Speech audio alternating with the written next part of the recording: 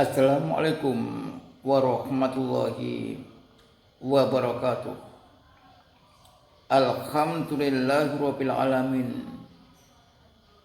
Wal aqibatu lil muttaqin faqad fazal muttaqun. Asyhadu an la ilaha illallah wa la syarikalah wa asyhadu anna Muhammadan abduhu wa rasuluh. Allahumma sholli wa sallim ala asrofil anbiya'i wal mursalin wa ala alihi wa ashabi ajma'in. Amma ba'du. Alhamdulillah, kita masih diberi oleh Allah kekuatan iman. Badan kita masih sehat, pikiran kita masih jernih. Mudah-mudahan kita termasuk hamba-hamba yang dilindunginya dan selalu diberi petunjuk oleh Allah Subhanahu wa ta'ala. Pemirsa yang berbahagia, alhamdulillah kita hidup sebagai seorang mukmin tentu sangat nikmat sekali karena kita masih dijaga oleh Allah dengan perintah-perintahnya. Perintah-perintah yang wajibkan kepada kita, kemudian kita dapat melakukan dengan baik. Larangan-larangannya juga demikian, kita dapat menjauhinya. Tentu perintah-perintah, larangan-larangan darinya akan sangat bermanfaat bagi kita.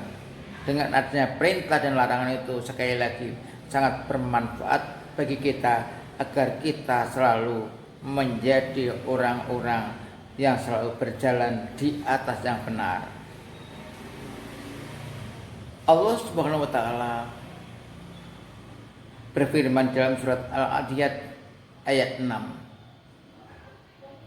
Innal insana lirabbil lakanud. Sesungguhnya manusia itu bagi Tuhannya sangat tidak berterima kasih.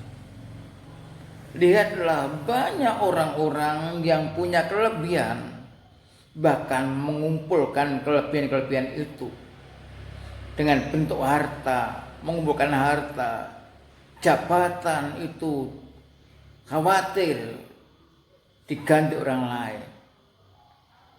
Mereka yang berkelebihan itu memiliki peluang untuk ingkar kepada Allah. Maka berbahagialah bagi hamba-hamba Allah yang diberi kelebihan, kemudian bertambah dekat kepadanya, bertambah syukur kepadanya. Orang-orang yang ingkar kepada Allah, yang tidak mau berterima kasih kepada Allah, sesungguhnya dia tahu tentang keingkarannya. Wa innahu ala dzalika lasyahid. Wa innahu ala dzalika lasyahid. Sesungguhnya atas itu manusia menyaksikan, tahu itu bahwa dia sedang ingkar, tetapi dia tetap memilih di dalam keingkarannya. Wa innahu lihubbil khairi lasyadid. Dan dia sesungguhnya sangat cinta kepada hartanya sehingga dia bakhil, mencintai harta.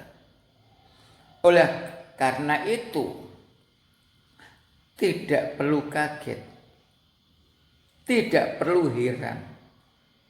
Mereka berlomba-lomba untuk mengumpulkan harta.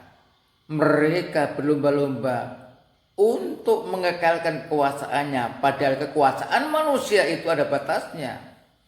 Usianya saja ada batasnya, apalagi kekuasaannya. Semakin orang itu tidak berterima kasih kepada Allah, ada yang dipanjangkan usianya di dalam kesesatan, ada yang langsung ditegur, diberi oleh Allah sakit, diberi oleh Allah bencana-bencana pada dirinya. Nah, kita sebagai hamba Allah tentunya sangat berbahagia dan bergembira bila kita ini selalu mendekatkan diri kepada Allah. Bila kita bersyukur dengan memanfaatkan indera kita, memanfaatkan kelebihan kita, sehingga kita benar-benar menjadi hamba Allah yang selalu di dalam bimbingannya. Pemirsa yang berbahagia, memang kita sudah diperlihatkan oleh Allah betapa akibat orang-orang yang jahat, betapa akibat orang yang sewenang-wenang. Kita tahu Fir'aun, kita tahu Qarun, kita tahu Namrud, kita tahu Abraha. Semua dihukum oleh Allah. Karena itu pelajaran sebagai hamba Allah, sebagai orang Islam sadar untuk itu. Dan kita berjuang. Adalah kalanya meninggal dunia, kita terbunuh atau kita bisa membunuh dalam peperangan itu. Karena itulah maka kita sadar berjuang di jalan Allah itu sangat perlu.